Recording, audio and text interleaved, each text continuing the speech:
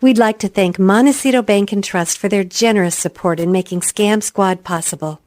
I'm Patty Teal. And I'm Deputy District Attorney Vicki Johnson. Scam Squad is up next. Sound off. 1, 2. Sound off. 3, 4. 1, 2, 3, 4. Scam Squad.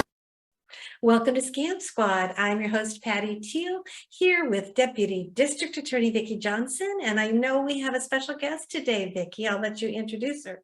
Thank you. Yes, we're happy to have on the show today Marie. And Marie called my fraud hotline because she got involved with a scammer. Now, this story really actually has a good ending, but it was very interesting. It was one of these imposter scams involving the sheriff's department. And I thought it was so important to have her come on the show and tell her story because I know this is a scam that is very prevalent right now. There is a lot of this going on. So Marie, welcome to the show. It's so nice of you to appear. And first of all, how did this start? I understand that this started with a phone call. Is that right? Yes, I was sitting at work. It was about 11:30. I was, on my way out for lunch and I received a phone call and the caller ID said it was from the Santa Barbara Sheriff's Department. That was a little alarming, but I, answered it and I was told that I was speaking with a Sergeant Gillespie and that I had been scheduled to appear in a court proceeding the week prior. He even gave me the name of a judge, Thomas Adams, and said that because I didn't appear, that I had been named, I had been charged with contempt of court, and that there was an arrest warrant out on me. Oh my goodness, that is a very scary piece of news to get. Did your heart start pounding or did your stomach clench or? Oh my gosh, Yeah. I said, I wasn't aware that I was supposed to appear, in court. He said, well, we have a signed, affidavit that was delivered to your house. And he gave me a date, November 2nd and at 1:45 in the afternoon. And I kept thinking I didn't sign anything. I just didn't make any sense. But I just, so he's, being very gruff and, well, there's a $10,000, bail, out on you. And I'm just, just getting very just scared, getting tearful, just thinking I'm going to jail. Oh and this has to be a mistake. Yeah. And very believable when they give you the judge's name, and the officer's name. I can understand. And the caller ID is spoofed as well. Exactly. And the judge's name, by the way, is a longtime judge here in the Santa Barbara courtroom. So if you had looked him up, you would have said, oh, you would have found out that's a real judge. And I have a feeling that Sergeant Gillespie is also a real sheriff's deputy, not the one that was talking to you, but there is a real Sergeant Gillespie. Yeah, there is. And he actually, so this man then transferred, the call to his colleague, who was Sergeant Oberon, again, so, a real name of an employee that works at the Santa Barbara Sheriff's Department. Then the scare tactics and the harshness started, and you need to come in. We need to verify your signature. So you need to leave work right now. So, I'm terrified. I get in my car and he says, you need to stay on the phone with me because we want to make sure that you're not going to, take off. Yeah. Get out of town. So, I have him on the phone and he starts directing me he says, well, you need to make sure that you can secure $10,000. Can you secure that? And I'm, racking my brains trying to think, I said, well, I think I can come up with that. I mean, it's not like I can pull money out of my mattress, but, if I need to provide, bail money. So, I go to my bank, I transfer, get some money out, and then he directs me to purchase money packs, which are like money cards. Are they like gift cards? They're kind of like gift cards, almost like those prepaid Visa cards. Oh, okay. So where did he want you to go to purchase those? Did he give you a place to go? He said, find your local Rite Aid or Vons. Okay. So there happened to be a Rite Aid near my bank. So Mhm. I went in there and, purchased a couple of the packs, which is a limit of $500 per card. So I got 4 cards. And so, every few minutes he's on the phone, he gets back on the phone, are we still okay? You still there?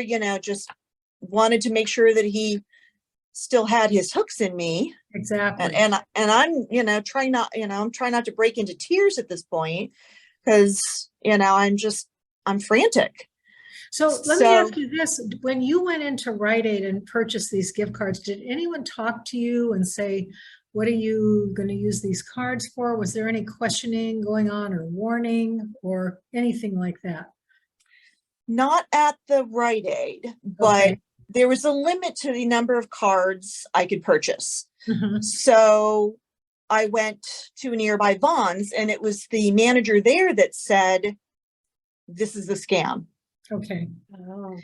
And, I'm on hold with the guy. So I, kind of muted my phone, and he's like, this is a scam. This is, he says, are you on the phone with them right now? And I said, yes. He says, are they threatening, a loved one? I said, no, but he says, I'm going to jail. And he says, don't do it. So I walked out of the Vons, and I'm sitting in the parking lot, and, I told him, I said, I just lied and said they wouldn't sell me the cards. He says, well, you need to find another location. So I get in my car and I'm driving, and I thought, you know what? I'm just going to go, I'm going to go to the sheriff's department. I'm going to, go there in person. And he says, are you at your next location? I said, no. I said, I decided to go directly to the sheriff's department, just to sort this out in person. Yeah. Good. A good thought, a good idea. Very good. How did they respond when you said that? Oh, Marie? that's when the anger came out. I mean, he had been gruff before. Mhm. I'm just trying to help you, stay out of prison, and I'm just trying to help you, Then when I said that, he really got angry and, said, well, you've just wasted my time. And I said, I've wasted both of our time, but Yeah. I'm done wasting time. This is not sitting right with me. And I want to sort this out in person. And if I go to jail, I go to jail. At that point, I Good was for beyond you. scared and just resigned at that point. Right. A lot of chutzpah though. That's really good. So did you end up going to the sheriff's department? I did. And I went to the what sheriff. happened? So I went in there, and there's a very nice lady at the desk, and I told her the whole situation. She kind of sighed, and she said, yeah, that's a scam. And she said, funny, but those are 2 names of people that work at the sheriff's department. Yeah. And I said, really? Wow, this is a They detailed do their scam. homework. Mm-hmm. Yeah, they really did their homework. Yeah. They did their homework. They had the names of the 2 sheriff's deputies and the name of the judge, and they had the judge. spoofed the phone call. They had spoofed the phone call for the sheriff's department. So all the signs were that this was real. I mean, if Yes, you looked up the judge, you would have found him. If you'd looked up the sheriff's deputies, you would have found them. It had all the markings of a real event. They've really become so much more sophisticated. Now, do you live in Santa Barbara? Did you have to drive a long distance to get to the sheriff's department? What was your I trip? used to live in Santa Barbara. That's why it didn't really faze me that I would be getting, I work in the medical field, and sometimes we do need to testify in court, but usually you get notice well in advance, and you're well aware of when you need to appear. But I moved to Ventura County about 2 years ago. So it was Okay. about 30-minute drive to get to Santa Barbara, but and so as I'm driving there, I called a friend of mine and that's when I just broke down in tears and I'm just crying. And, as I'm talking to my friend, the guy's trying to call me back on the phone. And my Yeah. friend said, don't pick up the phone, just go straight to the sheriff's department, just sort this out over the phone, in person. Yeah. And, if you go to jail, I'll come bail you out. Which is a good friend. There's a good friend. There's a good friend. And Good she friend. gave you some good advice too. Yeah, she did. It's so interesting because now that you have said that about you being in a profession where you do get subpoenaed, I have heard this story from other medical personnel, doctors and nurses, who have been also sucked into this and scared half to death. And their stories did not end as well as yours. One did. One ended up, but by that time she was so panicked and broken down that it was a relief to get to the sheriff's department because everything else that was going on was just too terrifying. There were so many threats and it was horrible. And the other gal, I think she ended up paying some money and then realized later, too late, that it was a scam. But they seem to target people that do sometimes get subpoenas. So when somebody says to you, you've been subpoenaed to come and testify, it's not completely foreign. In other words, Right. That is an activity that you've engaged in the past and you're familiar with what it means, and you know that subpoenas get served and you have to sign for them. So it could easily have been something real and maybe somebody else signed for you. Who knows how your signature got on that subpoena, but in your mind, I'm sure you're considering all the possibilities. All the possibilities. Yeah. Yes. And in your logical mind, you would never, you would think, okay, this is not right. But they really, the aggressive tactics and the fear and the fear just paralyzes you and just you're terrified. Yeah. And you're right. Once I made the decision to drive to the sheriff's department, it was a relief that, okay, I'm not going to be in fear anymore. I'm just going to deal with whatever needs to be dealt with. And Yeah. then just to realize then that I was a victim of a scam was part relief and part just infuriating. Yeah. Well, you've wasted all that time. You left work. And to say nothing of the fact of how dangerous it is for scammers to get somebody in that state with that level of fear and then put them on the road driving. Yes. It's all unconscionable, but when you really think about that piece of it, you are putting somebody's life in danger by Absolutely. working them up into such a state. And Patty and I have often talked about how this really is a tactic that what scammers do is threaten. They get you into such a state of excitement and fear, and they are good psychologists. What we always have to keep in mind is that this is a multi-billion-dollar business. And who knows where this particular scam originated from, but it was out of the country for sure. Sure. And these people have scripts. They know exactly what to say. They know how to create that heightened sense of anxiety and fear. And they get you kind of under the ether where then you're going to follow their directions. You're terrified not to. Yeah. But I'm so glad that you got them in the end. That's really a happy ending. Exactly. Marie, what advice would you have for somebody who gets this kind of a call? Because it is terrifying, and there's that little sliver of doubt. Maybe it is real. What would you advise? The interesting thing about this being on the phone is that he kept saying, if we get disconnected, I will call you back. Don't worry, I will call you back.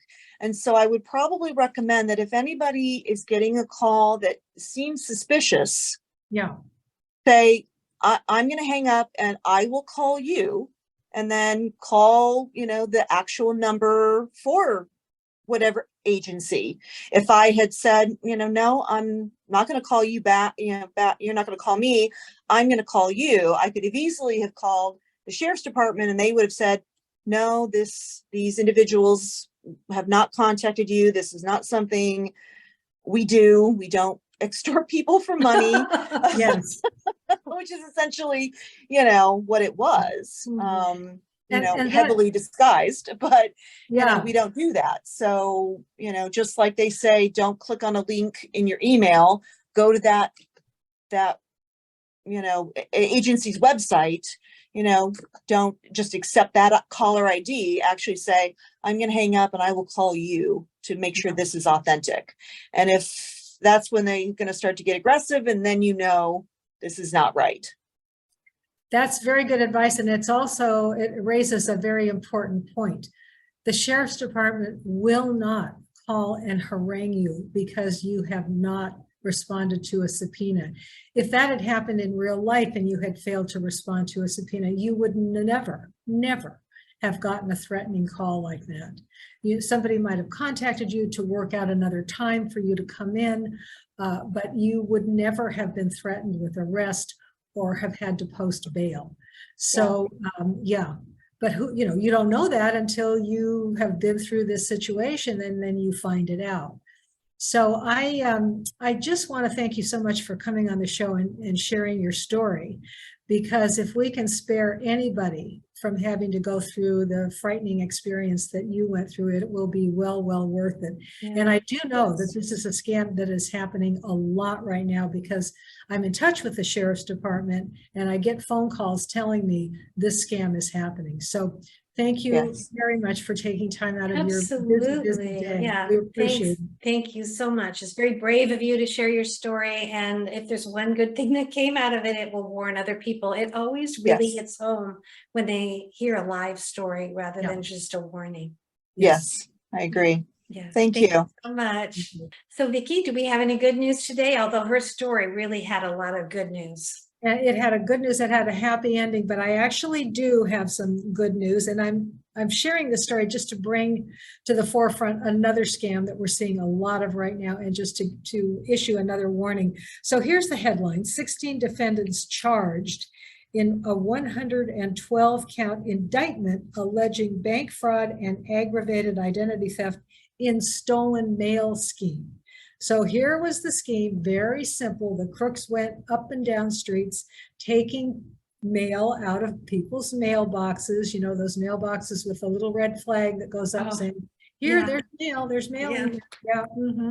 Anyway, that's a favorite for crooks here in Santa Barbara, is to go empty out those mailboxes, and then they go through the mail that they've taken, and what they are looking for is, of course, checks. And they can use those checks to either cash, they can change the payee, they can change the amount, they can go right into your bank and cash that check for a different amount made out to them.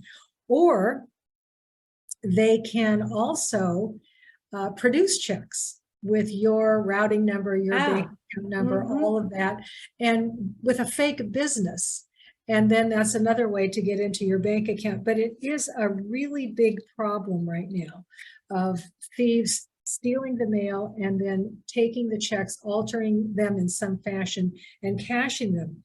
And apparently this particular thief, he recruited other people to go cash these checks for him through social media. That's how he used social media, to recruit other co-conspirators to cash the checks at various banks, and often using stolen identities.